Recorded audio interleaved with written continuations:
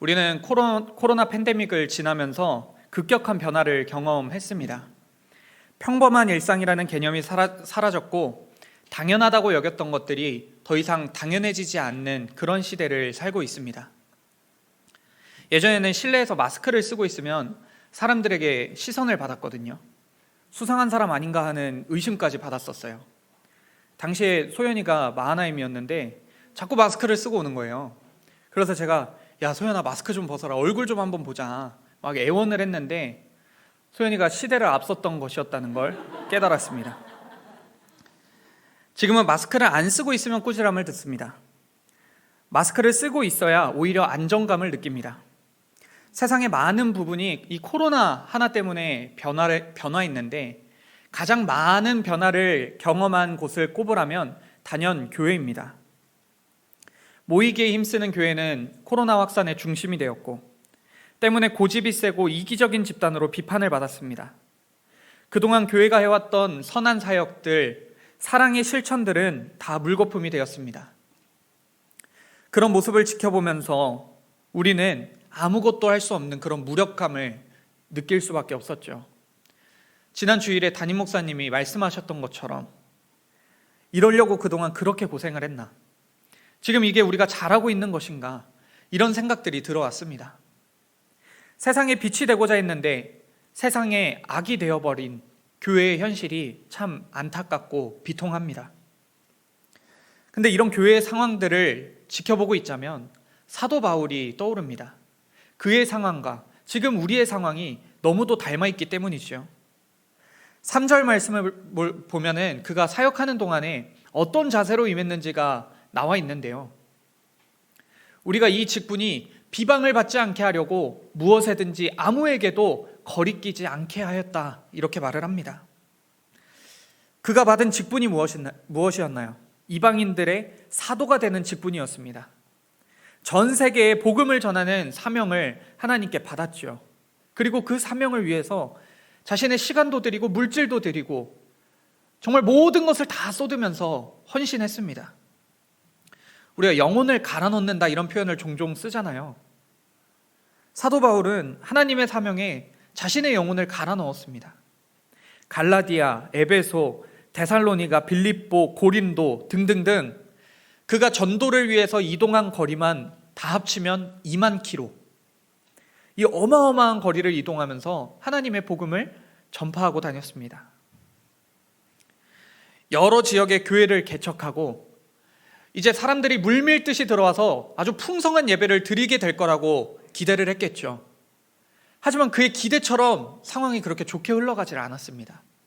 이런저런 문제들이 그에게 찾아왔는데 그에게 어떤 문제들이 찾아왔느냐면 크게 3가지입니다. 첫째는 교회에서 계속해서 소음이 발생하는 겁니다.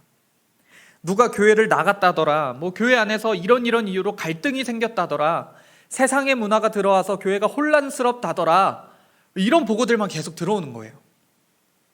새로운 공동체를 만들어서 그거를 자리 잡게 하기까지 이 성장통이 대단히 크게 찾아왔습니다.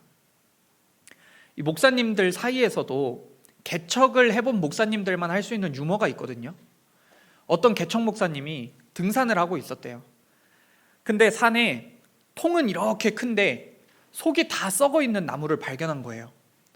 근데 그 개척교회 목사님이 그 나무를 너무 애잔하게 쳐다보는 거예요. 그리고는 그 나무에게 이렇게 말하더래요. 너도 개척했냐? 이 교회를 개척한다는 건 속이 썩는 일이거든요.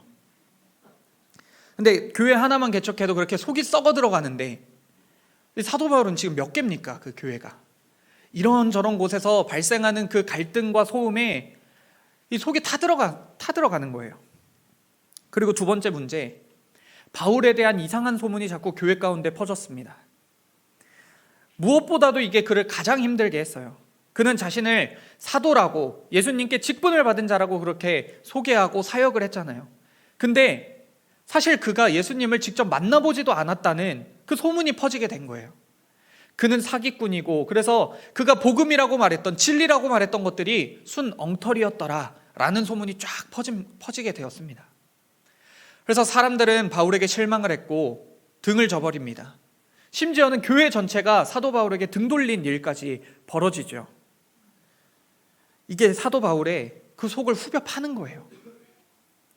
그리고 세 번째 문제, 유대인들이 그를 위협하고 그를 쫓아다녔다는 겁니다. 그를 미워해서 어떤 수를 쓰더라도 그를 죽이려고 했어요. 그가 세운 교회를 망쳤고 그를 감옥에 넣고 죽이려고 쫓아다녔습니다.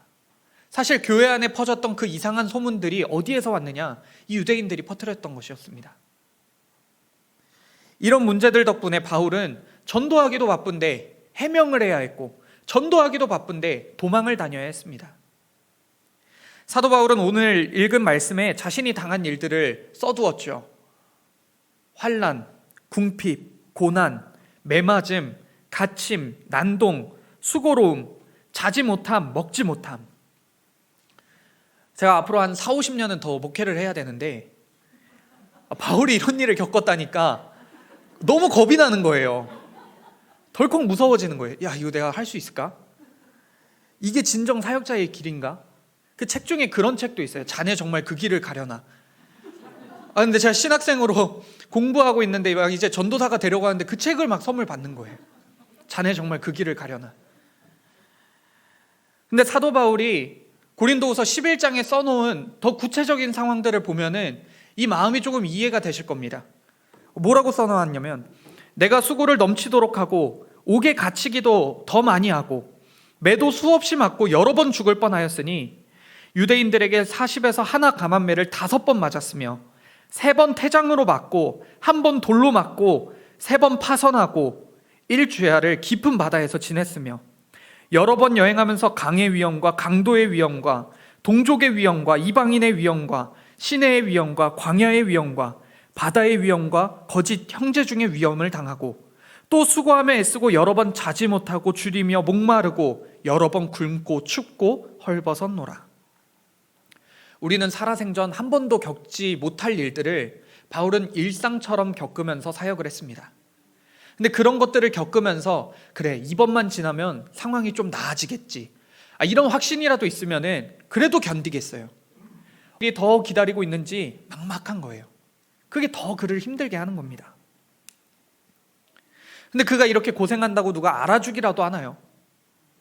고생한 만큼 뭐라도 남으면 보람이라도 있죠. 근데 그에게는 아무것도 남은 게 없는 거예요. 오히려 사기꾼이라는 오명만 남고 도망자 신세가 되고 매를 맞아서 너덜너덜해진 몸밖에는 없었습니다. 한마디로 고생은 고생대로 하고 상황은 상황대로 나빠졌죠. 근데 상황이 이렇게까지 나빠졌으면 이거 이제 그만하는 게 맞지 않을까요? 아니, 더 손해가 나기 전에 끝내는 게 합리적이고 당연한 거 아닐까요? 근데 바울은 이렇게 했어요. 그런 가운데서도 깨끗함과 지식과 오래 참음과 자비함과 성령의 감화와 거짓이 없는 사랑과 진리의 말씀과 하나님의 능력으로 의의 무기를 좌우해 가지고 영광과 욕됨으로 그러했으며 악한 이름과 아름다운 이름으로 그러했느니라. 바울은 여전히 그 사역을 포기하지를 못했어요. 상황이 나빠지면 나빠질수록 오히려 더 깨끗함으로, 오래 참음으로, 거짓이 없는 사랑으로 한 발짝 더 나아갔습니다. 그래서 주변 사람들이 그를 말렸어요. 그러다 진짜 죽겠다고, 이제 그만하라고, 그만하면 됐다고 사도 바울을 뜯어 말렸죠. 근데 바울은 멈출 생각을 하지 않는 거예요. 빌립보서 3장에서 그가 이렇게 말을 합니다. 형제들아, 나는 아직 내가 잡은 줄로 여기지 아니하고 오직 한 일, 즉 뒤에 있는 것은 잊어버리고 앞에 있는 것을 잡으려고 표대를 향하여 그리스도 예수 안에서 하나님이 위에서 부르신 부름의 상을 위하여 달려가노라. 아멘.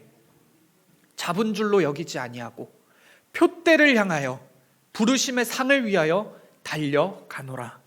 아멘. 세상 사람들은 그리스도인들을 보면서 대단하다고 말을 합니다. 근데 이 대단하다는 말은 칭찬의 의미가 아니라 조롱의 말이에요. 네, 진짜 대단하다. 세상에서 봤을 땐 가장 비효율적이고 미련하고 바보 같은 모습을 하고 있는 게 바로 그리스도인들이거든요. 때리면 맞아야 되고요. 억울한 일을 당해도 참아야 되고요.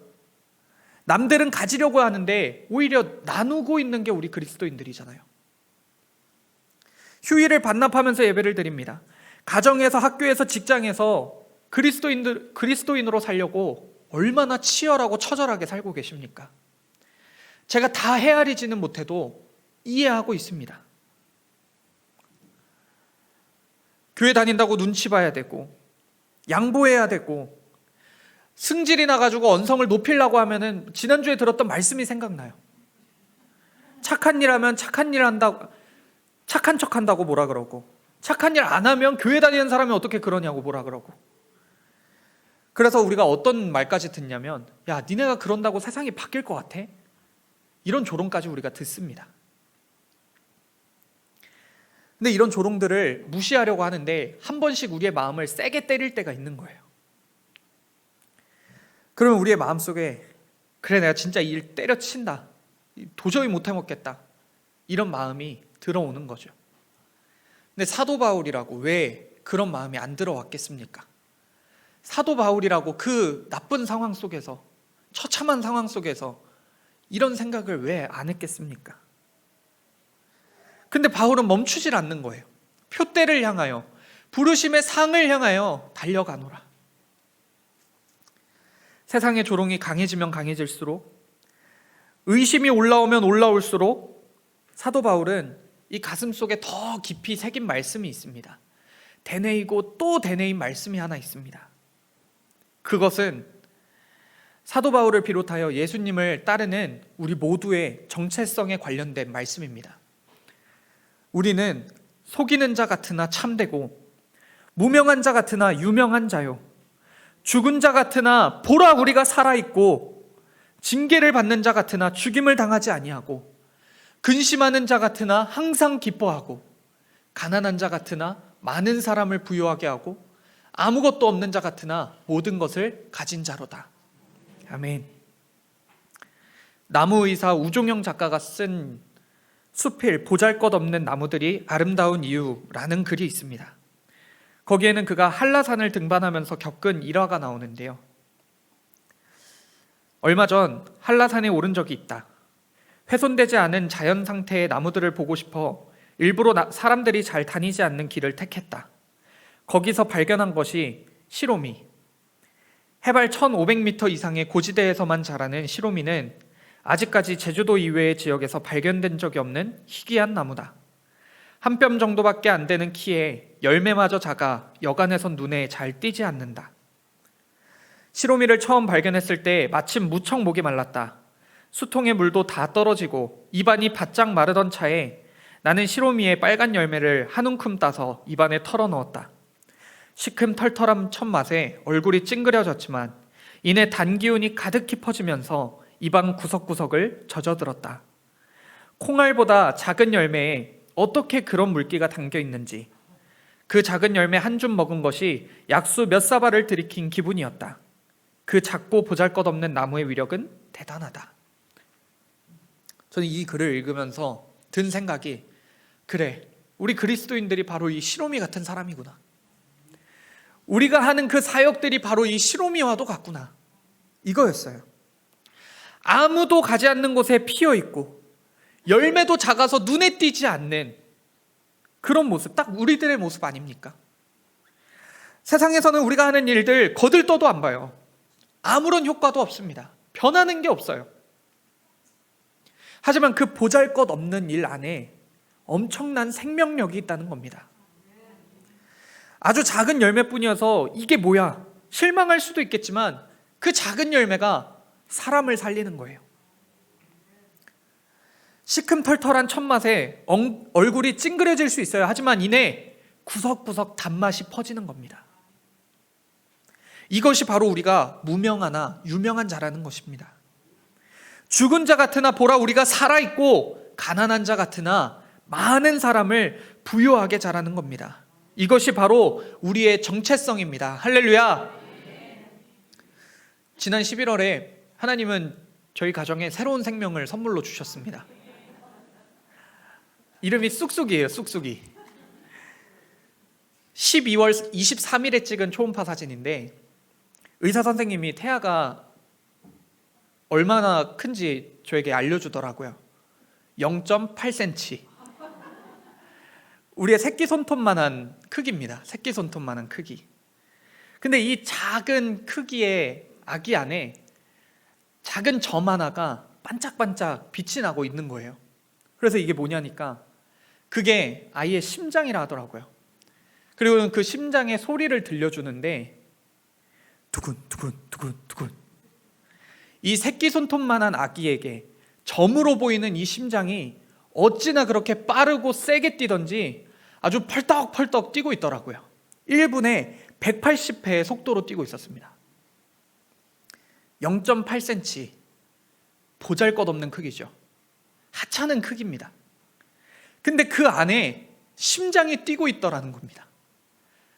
펄떡펄떡 뛰면서 그 생명력을 나타내고 있더라는 겁니다. 지금은 얼만큼 컸는지 아세요? 지금 한 3cm 정도 됩니다. 여전히 하찮죠. 여전히 보잘것없는 크기죠. 아주 작습니다. 여전히. 근데 중요한 것은 무엇이냐? 성장하고 있다는 겁니다. 그 안에 생명력이 점점 더 커지고 있다는 겁니다. 이제 몇 달만 지나면 엄마의 배가 감당할 수 없을 만큼 커져서 세상으로 나오겠죠? 몇 년만 더 지나면 이 아기가 건장한 어른이 되어서 하나님의 사역을 감당하게 될 겁니다. 새로운 생명을 또 살리게 될 겁니다. 우리가 갖고 있는 생명력이, 우리가 갖고 있는 정체성이 바로 그런 겁니다. 지금은 보잘것없으나 하나님은 이 보잘것없는 것을 통해 사람을 살리고 생명을 이 세상 가운데 전파할 것입니다.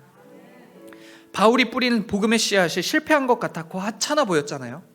근데 그 씨앗들이 자라나서 유럽을 뒤집어 놓았어요. 그리고는 전 세계의 복음을 전파해서 지금 우리가 이렇게 하나님을 믿고 있는 겁니다.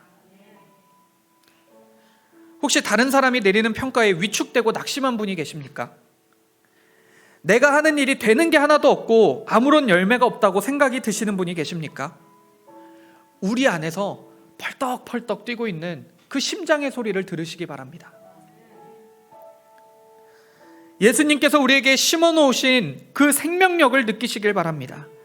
그리고 포기하지 마십시오. 계속해서 도전하십시오. 보잘것없어 보이는 그 씨앗을 계속해서 뿌려나가십시오. 우리의 심장이 뛰고 있습니다. 아무도 주목하지 않는 행동 하나, 순종 하나로 하나님은 이미 세상을 바꾸어 가고 계십니다. 우리 마지막으로 사도 바울이 그 가슴에 새겼던 말씀, 그리고 지금 우리에게 도전을 주는 그 말씀 크게 한 목소리로 읽고 말씀을 마치겠습니다. 함께 읽겠습니다. 우리는 속이는 자 같으나 참되고 무명한 자 같으나 유명한 자요, 죽은 자 같으나 보라 우리가 살아있고 징계를 받는 자 같으나 죽임을 당하지 아니하고 근심하는 자 같으나 항상 기뻐하고 가난한 자 같으나 많은 사람을 부유하게 하고 아무것도 없는 자 같으나 모든 것을 가진 자로다. 아멘. 함께 찬양하겠습니다.